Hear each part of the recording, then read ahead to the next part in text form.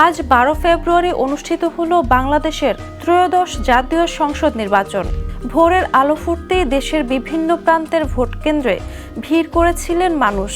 Vote দিয়ে বেরিয়ে অনেকেই অবচেতনে তাকান নিজের আঙুলের দিকে। সেখানে একটি নীলচে দাগ। ছোট্ট হলেও এর গুরুত্ব অনেক। এটি শুধু ভোট দেওয়ার চিহ্ন নয়, বরং নাগরিক দায়িত্ব পালনের দৃশ্যমান প্রতীক। অনেকেরই প্রশ্ন, এই কালি এত সহজে ওঠে না কেন? কারণ নির্বাচন ব্যবস্থায় এক ব্যক্তি এক ভোট নিশ্চিত করতেই এই অমোচনীয় কালি ব্যবহার করা হয়। ভোটার তালিকা যাচাইয়ের পর ভোটারের নির্দিষ্ট আঙুলে কালি লাগানো হয়, যাতে কেউ দ্বিতীয়বার ভোট দিতে না পারে।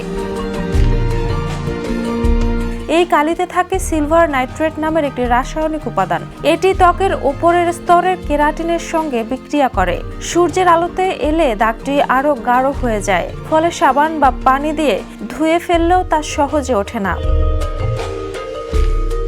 এই দাগ সাধারণত 5 থেকে 10 দিন থাকে, কারো ক্ষেত্রে একটু বেশি সময়ও লাগতে পারে। দাগ তুলতে অতিরিক্ত ঘষাঘষি বা কেমিক্যাল ব্যবহার করলে ত্বকের ক্ষতি হতে পারে, তাই স্বাভাবিকভাবেই মিলিয়ে যেতে দেওয়াই ভালো। মনে রাখবেন, আঙুলের এই ছোট্ট দাগটি আসলে গণতন্ত্রে আপনার অংশগ্রহণের নীরব সাক্ষ্য।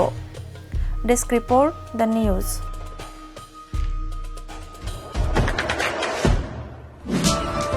দেশে দেশে সবার সাথে দ্য নিউজ।